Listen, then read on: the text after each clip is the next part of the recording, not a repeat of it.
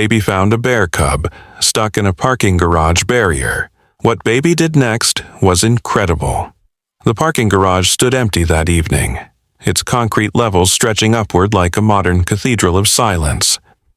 Lily Morgan had parked her car on the third level, staying late at the office again, working through another deadline that seemed less important with each passing hour. The fluorescent lights hummed overhead, casting long shadows between the painted yellow lines that marked each empty space. She walked slowly, her footsteps echoing against the walls, creating a rhythm that bounced back to her in waves. The air smelled of rubber and oil, mixed with something else she couldn't quite place, something wild and unfamiliar that made her pause mid-step. Her keys jingled in her hand as she stopped, listening to a sound that didn't belong in this urban cave of concrete and steel. It started as a soft whimper, almost like a child's cry, but different somehow, more primal and pure. Lily turned her head, trying to locate the source of the sound that seemed to come from everywhere and nowhere at once. The garage transformed in that moment from a simple structure into something mysterious, as if the walls themselves were trying to tell her a secret. She moved forward carefully, her breath visible in the cool evening air that swept through the open sides of the building. The sound grew louder as she approached the barrier that separated the parking area from a small maintenance alcove. There, wedged between two concrete posts of the barrier, was something that made her heart skip and then slow to a gentle, wondering rhythm. A bear cub, no bigger than a medium-sized dog, had somehow managed to squeeze its front half through the barrier, but couldn't pull back or push forward. Its dark fur caught the light in waves as it struggled gently, not with panic, but with a kind of patient determination that struck Lily as remarkably human. The cub's eyes, when they met hers, held no fear, only a curious acknowledgement of her presence. Those eyes were deep brown, almost black, reflecting the overhead lights like tiny stars in a forest night. Lily found herself frozen, not from fear, but from the sheer unexpectedness of the moment. Here, in the middle of the city, in a parking garage that serviced an office building full of accountants and lawyers, was a wild creature that belonged to mountains and forests she had only seen in photographs. The cub made another soft sound, and Lily realized it wasn't crying out in pain, but seemed to be calling for something, or someone. She knelt down slowly, keeping her movements deliberate and calm, remembering something her grandmother had once told her about wild animals sensing human emotions like ripples in water. The concrete felt cold against her knees as she lowered herself to the cub's eye level. Up close, she could see the gentle rise and fall of its breathing, the way its small paws pressed against the barrier without real force, as if it understood that panic would only make things worse. The smell she had noticed earlier was stronger here, earthy and warm, like pine needles after rain mixed with something sweeter, almost like honey. "Hey there, little one," Lily whispered, her voice barely audible even to herself. The cub's ears twitched at the sound, and it stopped struggling for a moment, tilting its head in a way that was so endearing she felt her heart melt. She reached out her hand slowly, not to touch but to let the cub smell her, to understand she meant no harm. The small black nose twitched, taking in her scent, and then something extraordinary happened. The cub relaxed, its body going slack against the barrier, as if it understood that help had arrived. This trust, so immediate and complete, filled Lily with a sense of responsibility she had never felt before. She examined the situation more carefully, trying to understand how the cub had gotten stuck. The barrier posts were about 8 inches apart, wide enough for the cub's head and shoulders but too narrow for its middle section. It must have been exploring, curious about the strange human structure, and misjudged its ability to fit through. The position wasn't causing injury. she could see that much, but the cub couldn't free itself without help. Lily stood up slowly, looking around the empty garage for something, anything that might help. That's when she heard another sound, one that made her blood run cold and then warm again in the span of a heartbeat. From the shadows near the stairwell emerged a full-grown bear, moving with a grace that seemed impossible for something so large. The mother bear's presence filled the space like water filling a container, making the garage feel suddenly small and intimate. But instead of the aggression Lily expected, instead of the protective rage she had read about in every wildlife article, the mother bear simply sat down about 20 feet away, her eyes fixed not on Lily but on her cub. Those eyes held the same patient worry that Lily had seen in her own mother's face countless times, a universal expression of concern that transcended species. The mother bear made a low, rumbling sound, not a growl, but something softer, almost like a question. The cub responded with its own small voice, and Lily found herself in the middle of a conversation she couldn't understand, but somehow felt in her bones. The mother's gaze shifted to Lily then, and in that moment an understanding passed between them. It was wordless and profound, a recognition of shared concern for the small life stuck between two worlds. The mother bear's body language spoke volumes. She was alert but not aggressive, worried but not panicked, present but maintaining a respectful distance. Lily's mind raced through possibilities. She couldn't simply pull the cub through, that might hurt it. She couldn't push it back either, not without risking injury to those small ribs. She needed something to widen the gap just slightly, just enough for the cub to slip free. Her eyes fell on her purse, specifically on the small bottle of hand lotion she always carried. It was a long shot, but maybe, just maybe, it would work. She moved slowly, telegraphing every movement to the mother bear, who watched with an intensity that was both unnerving and oddly comforting. "I'm going to help," Lily said out loud, not sure if she was talking to the mother, the cub, or herself. Maybe all three. She squeezed some lotion onto her hands, warming it between her palms before carefully applying it to the concrete posts on either side of the cub. The little one sniffed at the vanilla scent, its nose wrinkling in what almost looked like amusement.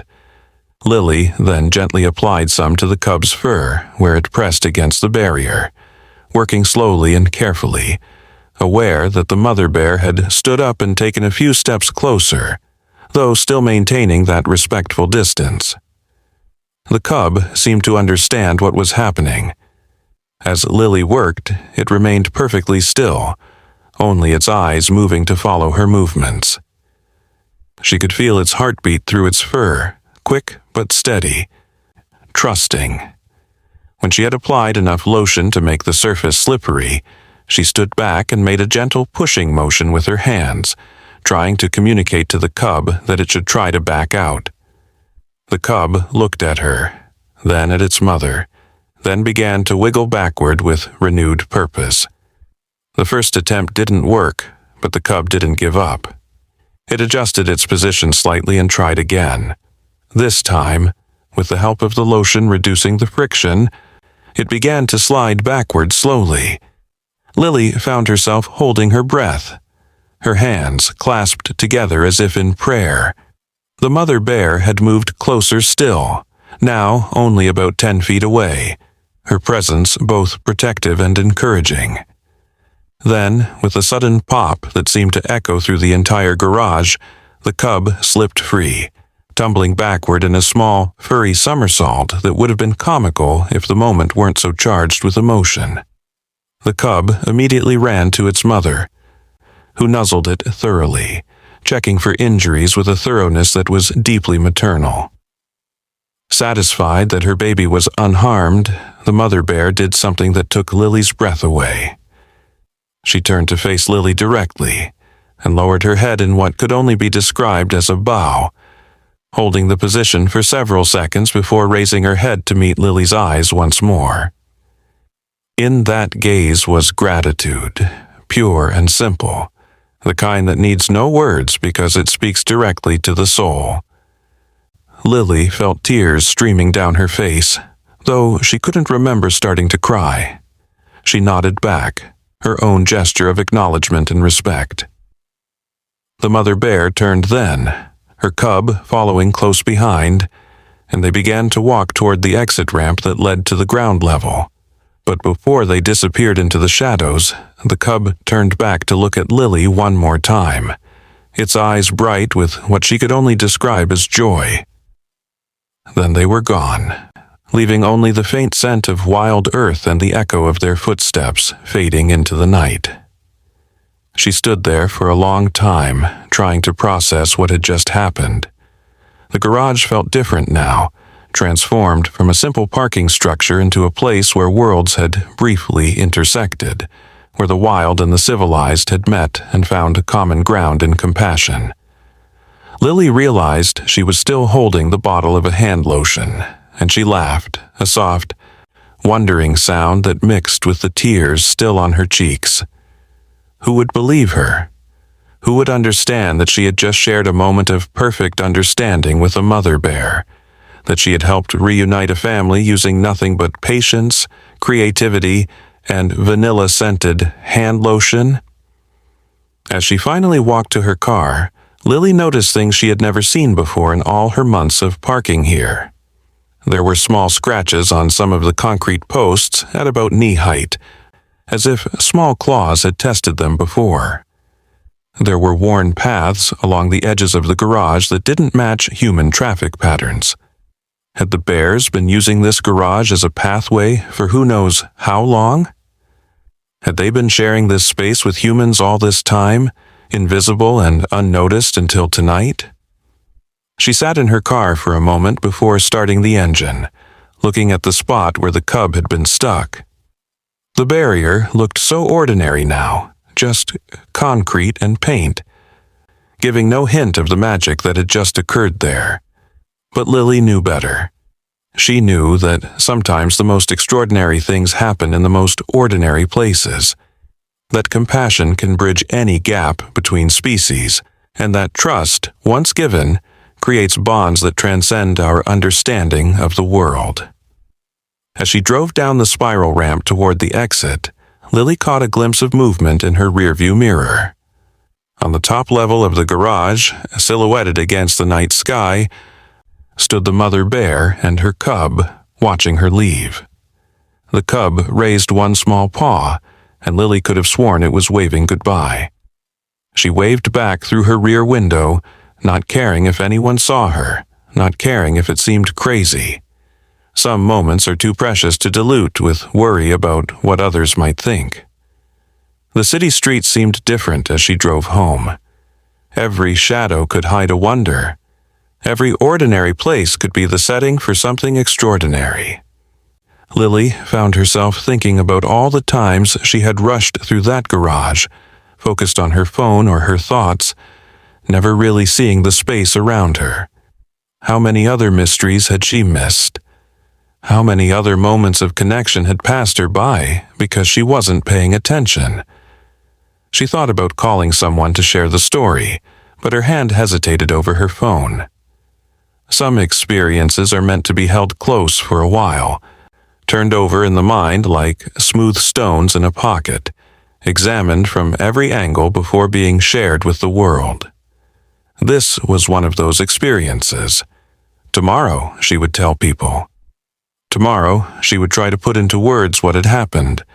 But tonight, the memory was hers alone, a secret gift from the universe that reminded her that magic still existed, that kindness was always the right choice, and that sometimes the most profound connections happen without a single word being spoken. The next morning arrived with a softness that matched Lily's mood. She woke early, the events of the previous night playing through her mind like a favorite song. As she prepared for work, every ordinary action felt touched with significance. The shower water reminded her of the tears on her cheeks. Her morning coffee steam rose like the breath she had seen in the cold garage air. And when she applied hand lotion, the vanilla scent brought everything rushing back with such clarity that she had to sit down for a moment. She arrived at the parking garage earlier than usual, partly hoping to see some sign that it had all been real. The morning sun slanted through the open sides of the structure, painting golden stripes across the concrete. She parked in the same spot as the night before and walked slowly to the barrier where the cub had been stuck. There, on the ground, was a small tuft of dark fur caught on the rough edge of the concrete. She picked it up carefully, holding it between her fingers like a precious gem. It was soft and warm in the morning light, proof that her memory wasn't playing tricks on her. "You looking for something?" a voice asked, making her jump slightly. She turned to find Jacob Bennett, the building's security guard, standing nearby with a knowing smile on his weathered face. Jacob was one of those people who seemed to have been part of the building forever, as much a fixture as the walls themselves. His gray hair and kind eyes gave him a grandfather-like appearance, and Lily had always found his presence comforting during her late-night exits from the office. Last night," Lily began, not sure how to explain without sounding insane, but Jacob held up a hand, his smile widening. "The bears," he said simply, and Lily's mouth fell open in surprise. "You helped the little one, didn't you? I saw it on the security footage this morning. Been wondering when someone would finally notice them." "You knew about them?" Lily asked, incredulous. "How long have they been coming here?" Jacob walked over to the barrier, running his hand along the concrete with a familiarity that spoke of long observation. "Oh, going on 3 years now, maybe more. They use the garage as a safe passage from the hills to the river. Urban development cut off their traditional path, so they adapted. Smart creatures, bears. They learned our patterns when the garage is empty, which routes to take to avoid humans. Most nights, they pass through like ghosts." Lily felt her understanding of the world shift again, expanding to accommodate this new information. "But why didn't you report them? Isn't it dangerous?" Jacob's eyes crinkled with amusement. "Dangerous? They've never hurt anyone. Never even scared anyone until last night with you. They're just trying to live their lives, same as us. The city belongs to them as much as it belongs to us, maybe more. They were here first, after all." He paused, looking at the tuft of fur in Lily's hand. "Besides, there's something special about knowing they're here, isn't there? Like being in on a secret the rest of the world doesn't know. But the cub getting stuck, shouldn't we do something to prevent that from happening again?" Lily asked, concern coloring her voice. Jacob nodded thoughtfully. "Already ahead of you. I've been thinking about that all morning. There's a maintenance request I can put in, say the barrier needs adjusting for safety reasons. Not a lie, really. We can widen those gaps just a bit, make it safer for small creatures to pass through. The building management doesn't need to know the specifics." They stood together in comfortable silence for a moment, both looking at the barrier that had been the stage for such an extraordinary encounter. Then Jacob spoke again, his voice softer. "You know, in all the time I've been watching them, last night was the first time I've seen them trust a human like that. The mother bear, she's usually so careful to avoid any contact. But she let you help. That's something special, Miss Morgan. That's a gift." Lily felt the tears threatening again and blinked them back. "It didn't feel like I was doing anything special. It just felt necessary, like there was no other choice but to help." "That's exactly what made it special," Jacob replied. "Most people would have run, or called animal control, or panicked. You stayed. You saw a family in need and you helped them. That's not as common as you might think." As they talked, Jacob shared more stories about the bears. He told her about the time he had watched the mother teach her cub to navigate the spiral ramp, patient and encouraging as the little one learned to manage the slope. He described winter nights when he would see their breath steaming in the security monitors, two small clouds of life moving through the cold, concrete structure. He spoke of other cubs from previous years, now grown and gone to find their own territories, and how the mother bear had raised them all with the same careful attention to avoiding human contact while living alongside humanity. "There's a whole world happening parallel to ours," Jacob said, his eyes distant with memory. "Foxes that hunt mice in the basement levels, owls that nest in the upper reaches, even a family of raccoons that figured out how to use the elevator buttons. This city isn't just concrete and glass. It's alive in ways most people never imagine." Lily found herself seeing Jacob in a new light. He wasn't just a security guard, he was a guardian of secrets, a keeper of the wild stories that played out in the margins of urban life. "How do you stand it?" she asked. "Knowing all this and not being able to share it?" Jacob chuckled. "Who says I don't share it? I just choose my audience carefully. People like you, who have shown they can see beyond the surface. There are more of us than you might think, people who notice the wild things that refuse to be completely tamed by the city. We're like a secret society, connected by our ability to see what others overlook." He pulled out his phone and showed her a video from the security footage of the previous night. There she was, kneeling beside the stuck cub, her movements careful and deliberate. The mother bear sat in the background, watchful but trusting. Lily watched herself apply the lotion, saw the moment the cub pulled free, and felt her heart swell again at the mother bear's bow of gratitude. It was surreal seeing it from this outside perspective, proof that it had all really happened. "I saved this for you," Jacob said, sending the file to her phone.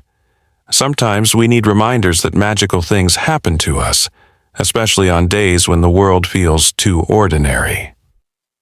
As Lily's phone buzzed with the received file, she felt a deep gratitude toward this unexpected ally.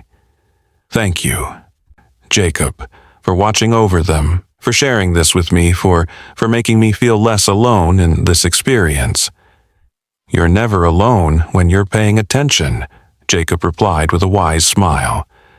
"The world is full of witnesses to wonder. We just have to be willing to see." Throughout that day at work, Lily found herself changed. Her colleagues' complaints about traffic seemed less important when she thought about bears navigating human infrastructure. The endless emails and meetings felt like ripples on the surface of a much deeper pond. She caught herself staring out the window, wondering what other secrets the city held, what other wild lives were being lived just out of sight. During her lunch break, she researched urban wildlife, discovering a whole field of study dedicated to understanding how animals adapt to city living. She learned about coyotes in Los Angeles, leopards in Mumbai, and yes, bears in numerous cities across North America. Each story was a testament to nature's resilience and adaptability. But more than that, each story was about coexistence, about two worlds learning to share space in ways that often went unnoticed by the human majority. She also researched bears specifically, learning about their intelligence, their family structures, and their remarkable ability to remember and learn from experiences. The mother bear would remember her, she realized. In some ursine way, Lily had become part of that bear's understanding of the world, filed away as a safe human, one who could be trusted. The weight of that trust felt both heavy and lifting at the same time. That evening, Lily returned to the parking garage with a purpose. She had stopped at a hardware store and bought some sandpaper and a small file, tools to smooth the rough edges of the barrier where the cub had been stuck. Jacob was there, as she somehow knew he would be, and together they worked to make the passage safer. It was a small action, barely noticeable to anyone who didn't know what to look for, but it felt monumental to Lily. "They'll be through again tonight," Jacob said as they finished. "They usually come through around midnight after the last of the office workers have gone home. If you wanted to see them again..." Lily shook her head. "No, last night was perfect as it was. Some things shouldn't be repeated, just remembered." But then she reconsidered. "Actually, do you think, could you text me when they pass through safely? Just so I know they're okay?" Jacob's smile was warm. "I can do that. Every time they pass through safely, I'll let you know.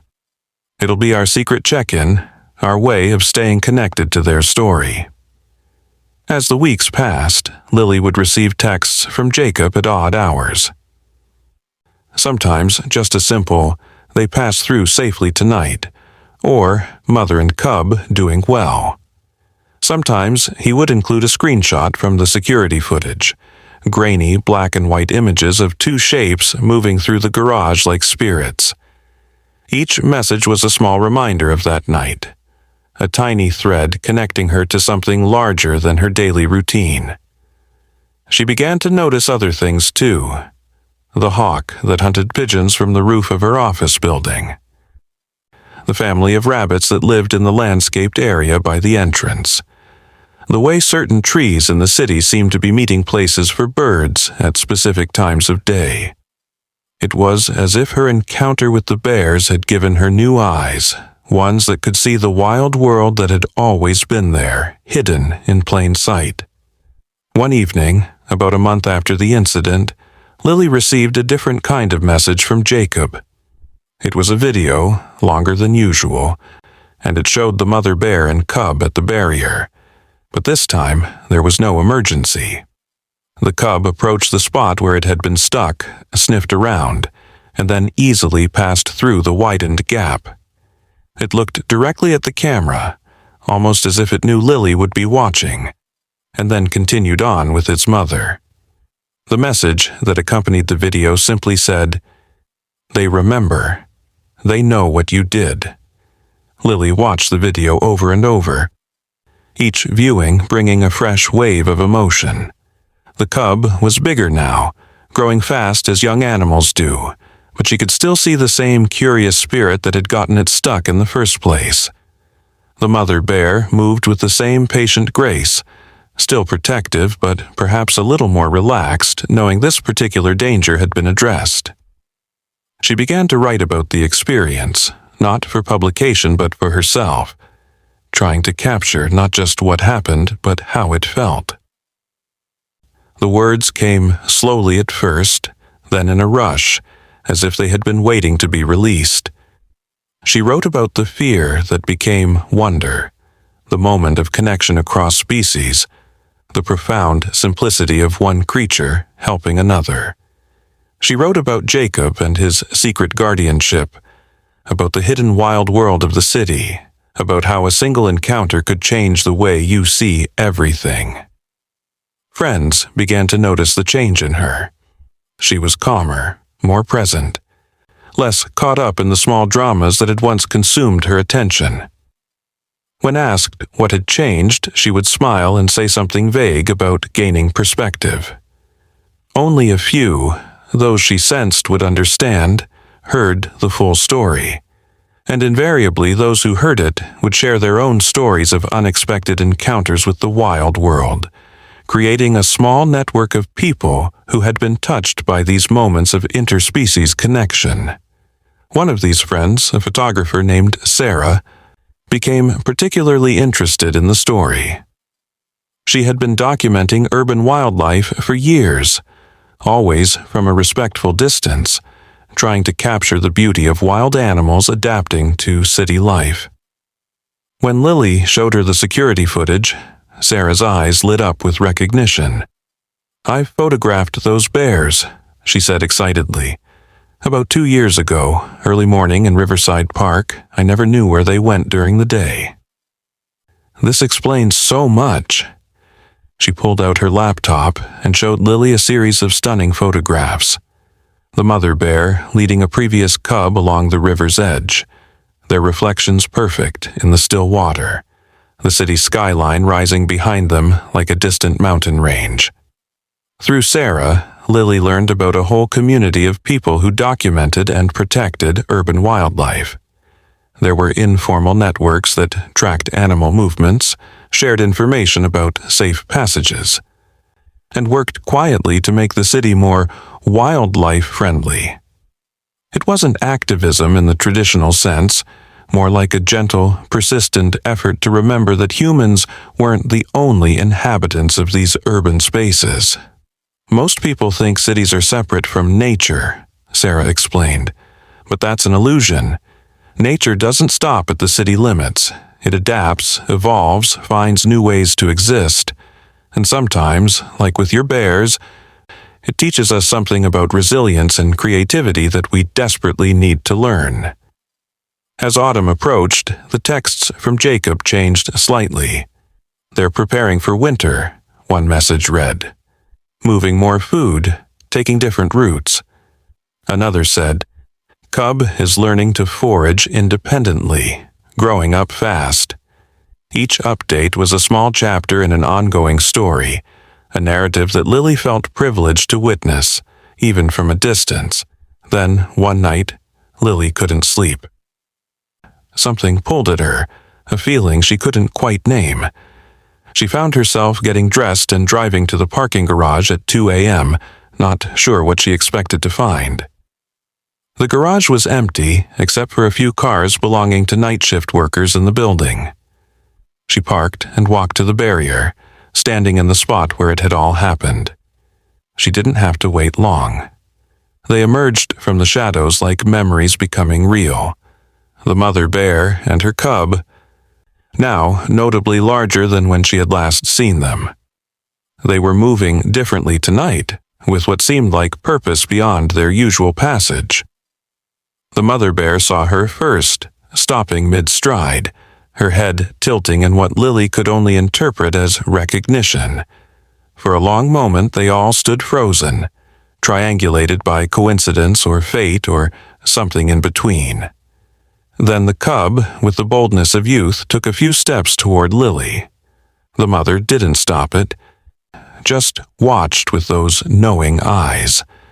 The cub came within 10 feet of Lily, close enough that she could see the individual hairs of its coat rustling in the breeze that swept through the garage, close enough that she could hear its breathing, steady and unafraid. The cub sat down, looking at her with an expression that seemed almost amused, as if to say, "Of all the places in this vast city, we meet again here." Lily slowly lowered herself to sitting as well, cross-legged on the cold concrete, maintaining eye contact with the young bear. They sat like that for what felt like hours but was probably only minutes, two young beings from different worlds sharing a moment of pure presence. Then, as if responding to some signal only they could hear, both bears turned and began to walk away. But before they disappeared, the mother bear did something extraordinary. She walked to the barrier where her cub had been stuck and placed her paw on the exact spot, looking back at Lily with unmistakable intent. It was acknowledgement, gratitude, and farewell, all in one gesture. Lily understood somehow that this was goodbye, that winter was coming and patterns would change, that this chapter of their strange shared story was ending. "Thank you," Lily whispered to their retreating forms, "for trusting me, for teaching me, for reminding me that the world is so much bigger and more connected than I knew." The bears vanished into the darkness, but the feeling they left behind remained. Lily sat on the garage floor for a while longer, feeling the cold seep through her clothes but not caring. She was thinking about cycles and seasons, about how lives intersect briefly but meaningfully, about how a single moment of compassion can ripple outward in ways we never fully see. When she finally stood to leave, she noticed something on the ground near where the cub had sat. It was a small pile of acorns, deliberately placed, almost like an offering. Bears didn't typically leave food behind. She knew that from her research.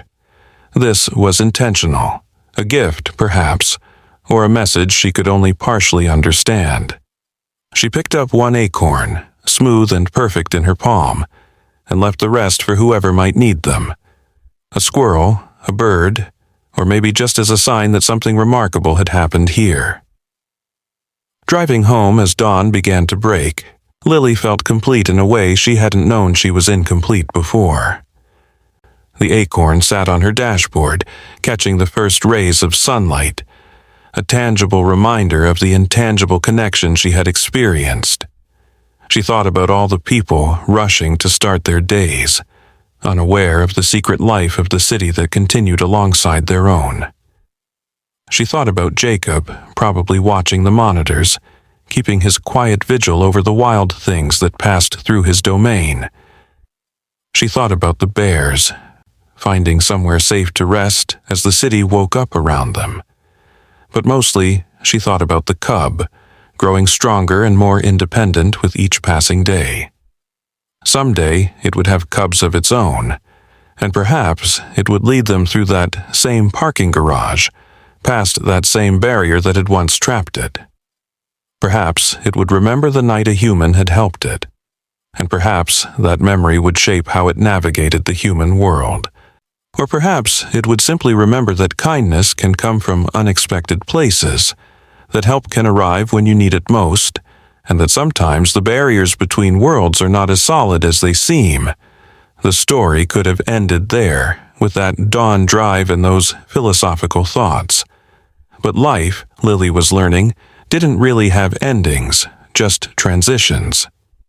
The texts from Jacob continued through the winter, less frequent but no less precious. Saw tracks in the snow on level 3. They're using the heated vents to stay warm. All quiet, but they're around.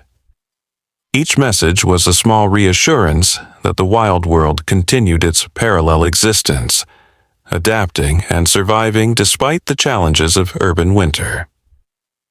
Lily began volunteering with a wildlife rehabilitation center, learning more about the animals that shared her city. She met others who had similar stories. A man who had helped an owl with a broken wing in his backyard, a teacher whose class had raised orphaned squirrels, a bus driver who regularly stopped to let a family of ducks cross a busy street. Each story was a thread in a larger tapestry, showing how human and animal lives were interwoven in ways both obvious and subtle. She also started paying attention to the design of the city itself, noticing where wildlife corridors had been intentionally or accidentally created. Highway underpasses that deer used to cross safely, building ledges that became nesting sites for birds, storm drains that sheltered various creatures. The city began to reveal itself as not a barrier to nature but a new kind of ecosystem, challenging and dangerous in some ways, but also full of opportunities for those adaptable enough to seize them. One spring evening, almost a year after the original encounter, Lily received an unusual text from Jacob. "You need to see this. Come to the garage tonight if you can. Level 4, northeast corner." She arrived to find Jacob standing with Sarah the photographer and a few other people she didn't recognize. They were all looking at something on the wall, their faces showing a mixture of amusement and awe. There, about 3 feet off the ground, were muddy paw prints on the concrete wall. But these weren't random marks. The prints formed a deliberate pattern, almost like a signature or a sign. Next to them, smaller prints, clearly from the cub, though it wasn't really a cub anymore, created their own pattern. It looked almost like they were playing, leaving their marks on this human structure that had become part of their world. "They did this last night," Jacob explained, "right in front of the camera, like they wanted us to see. The mother actually stood on her hind legs to reach that high. I've never seen anything like it in all my years watching them. Sarah was already photographing the prints, her camera clicking softly in the quiet garage. It's like they're claiming this space, she said between shots. Not territorially, but relationally. Like they're saying, we were here, we're part of this place's story. One of the strangers, who introduced himself as a professor of urban ecology, was practically vibrating with excitement. This is documented behavior modification, he said. They're not just passing through anymore. They're interacting with the human environment in creative ways. This could be evidence of cultural transmission, the mother teaching her offspring not just to survive in the city but to engage with it. As they stood there discussing the implications, Lily found herself touching the prints gently. The mud was dry, but still held the perfect impression of pad and claw. She thought about cave paintings, about humans leaving their handprints on stone walls thousands of years ago. Was this so different? Wasn't this just another species saying, "We exist, we were here, we matter"? The group eventually dispersed, but Lily stayed behind with Jacob. They stood in comfortable silence, two guardians of a secret that was slowly becoming less secret as more people opened their eyes to the wild world within the city. "Do you think they know?" Lily asked finally. "Do you think they understand that we're watching, that we care?" Jacob was quiet for a moment, considering. "I think they understand more than we give them credit for. They've learned our patterns, our dangerous times, and our safe times. They've figured out how to use our structures for shelter and passage. And now this," he gestured at the paw prints, "this feels like communication, like they're acknowledging that we share this space, that we're both part of the same story." As spring turned to summer, the paw prints became something of a shrine for those in the know.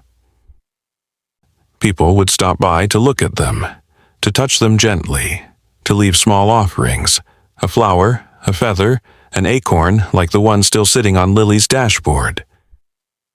The building management, unaware of the prints' significance, left them alone, probably assuming they were some kind of art installation. The bears continued their passages through the garage, and occasionally new prints would appear, sometimes in different locations, always deliberate and meaningful in their placement. It became a dialogue of sorts, a conversation between species conducted in mud and concrete, in presence and absence, in the shared understanding that this city belonged to all who lived in it. Lily's life had found a new rhythm, one that included regular check-ins with Jacob, photography expeditions with Sarah, and volunteer work at the Wildlife Center. But more than that, she had developed a different way of moving through the world. She walked more slowly, noticed more, assumed less. She understood that every space, no matter how human-dominated it seemed, was potentially shared space. Every shadow could hide a story. Every unusual sound could be the beginning of an adventure. One evening, while working late again, some habits die hard, Lily heard a familiar sound from the parking garage. Not a whimper this time, but a confident call, almost like a greeting. She went to the window and looked down to see two shapes moving through the garage, the mother bear and what was clearly her grown offspring, now almost as large as she was. They moved with purpose but without hurry, comfortable in this space that had become part of their territory. As she watched, the younger bear stopped at the barrier where it had once been stuck. It examined the spot carefully, perhaps remembering, perhaps just curious. Then it did something that made Lily's heart skip. It looked up, directly at her window, as if it knew she was watching. The distance was too great to see its eyes clearly, but Lily felt the connection anyway, a thread stretching between them, thin but unbreakable. She raised her hand to the window in greeting, and the bear held its gaze for another moment before turning to follow its mother into the night.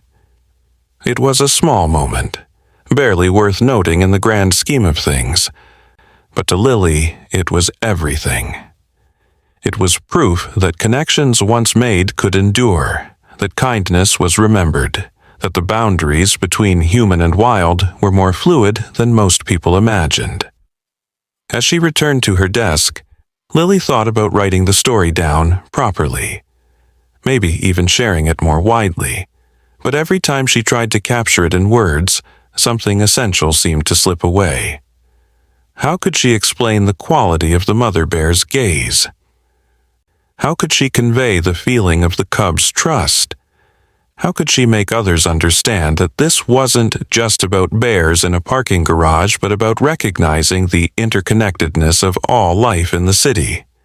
Maybe, she thought, some stories weren't meant to be told so much as lived. Maybe the best she could do was to continue being present, continue noticing, continue being ready to help when help was needed. Maybe the real story wasn't about one night with stuck bear cub, but about all the nights that followed, all the small moments of connection and recognition that had grown from that single act of compassion.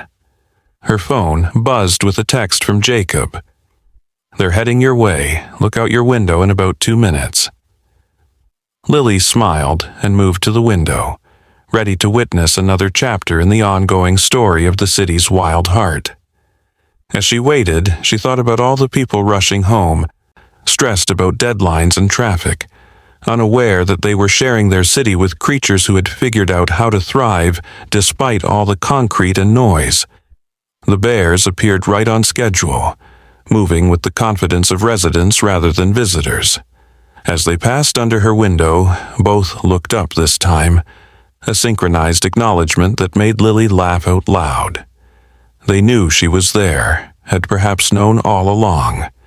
She was part of their map of the city now, a safe point in their navigation of the human world.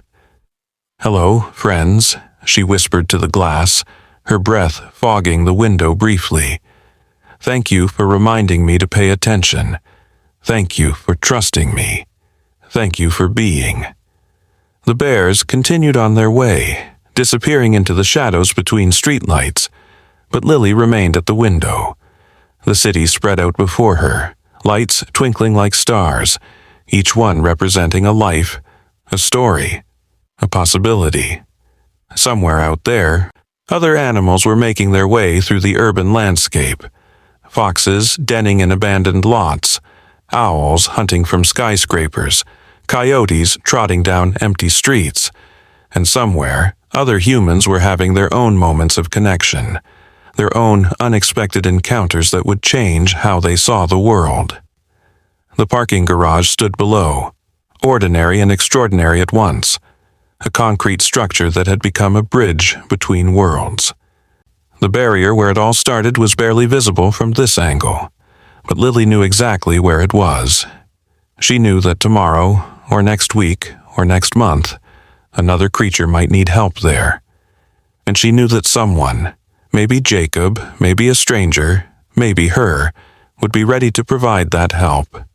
Because that's what you did when you understood that the city belonged to everyone. As she finally turned away from the window to gather her things and head home, Lily felt the weight of the acorn in her pocket. She had started carrying it with her, a talisman of sorts, a reminder of that night and all that had followed. It had become smooth from handling, worn like a worry stone but carrying joy instead of anxiety.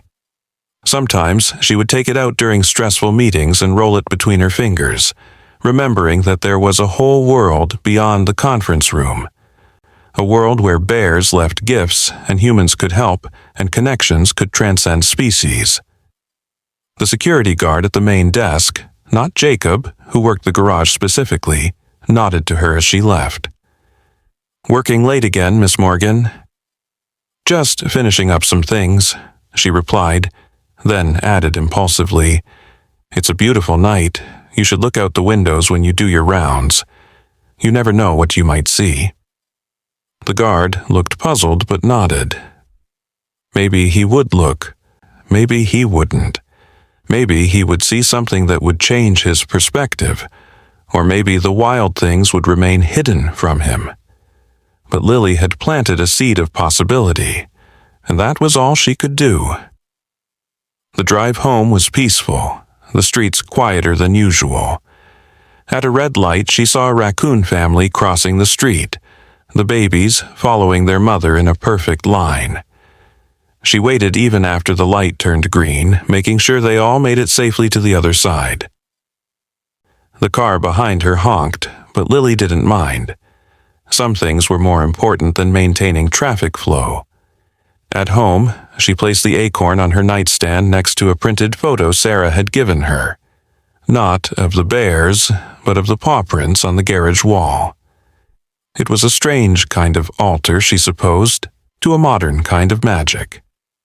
As she prepared for bed, she heard an owl calling from somewhere nearby, its voice carrying through the urban night like a reminder that the wild was always closer than you thought. She picked up her journal and tried again to write about what had happened, what was still happening. The words came easier this time, flowing like water finding its path. She wrote about trust and connection, about the permeability of boundaries, about how a single moment of compassion could ripple outward in ways you never expected. She wrote about Jacob and his quiet guardianship, about Sarah and her artistic documentation, about the professor and his excitement over behavioral adaptation. She wrote about the community of people who had formed around this shared secret, bound together by their ability to see the extraordinary in the ordinary.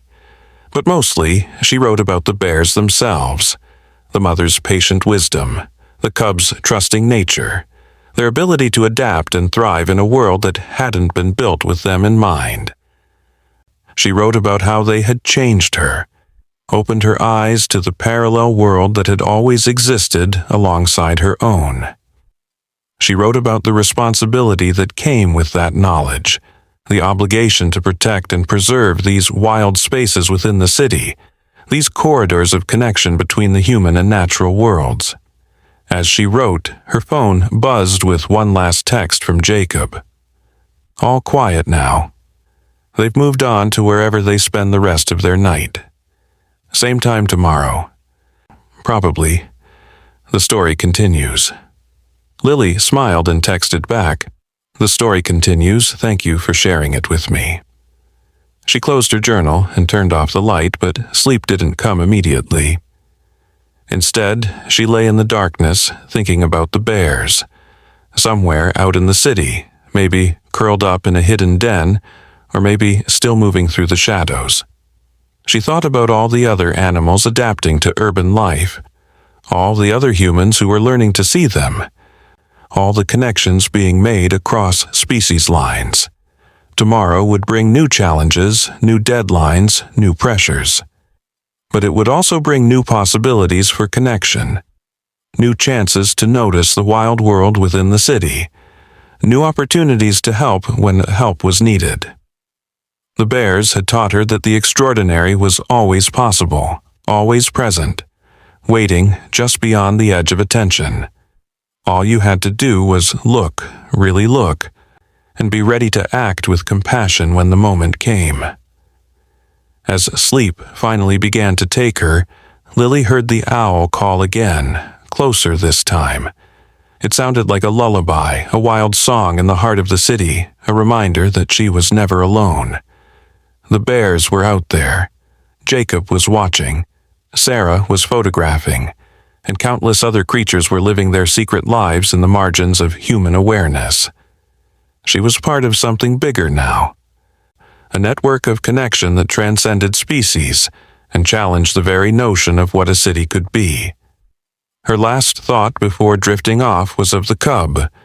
No longer a cub now, but still young, still learning, and how it had looked at her through the window. There had been recognition in that gaze. She was sure of it.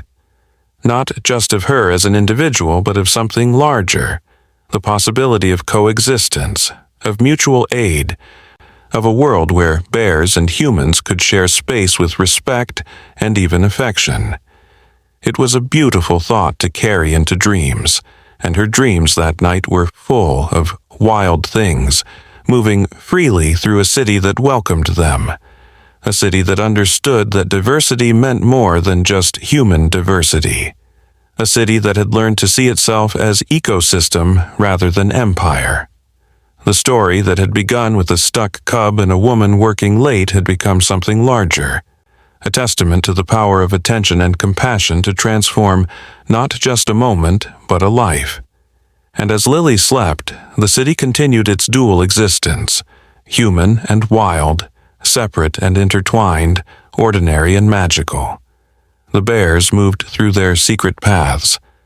Other animals pursued their urban adaptations, and people like Jacob kept watch, ensuring that the wild heart of the city continued to beat. Somewhere in the parking garage, the paw prints remained on the wall, dry mud on concrete, a signature of the wild on the human-made. They would fade eventually, weather and time erasing them as they erased all things. But new prints would appear, the conversation would continue, and the story would go on.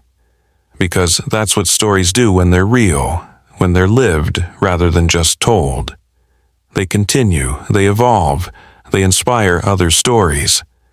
And in a city where most people never noticed the wild things moving through the shadows, where most people never realized they were sharing space with creatures of forest and field, a small but growing community of aware humans continued to watch, to protect, to connect. They were the bridge builders, the boundary crossers, the ones who understood that the city was not separate from nature but a new expression of it, challenging and beautiful and full of possibilities for connection across the ancient divide between human and wild. The parking garage stood silent in the night. Just another structure in a city full of structures. But for those who knew its secret, it was a sacred space, a place where worlds met and understanding grew. The barrier that had once trapped a cub had become a symbol of how obstacles could become opportunities, how a moment of crisis could become a moment of connection, how helping one creature could open your eyes to a whole hidden world.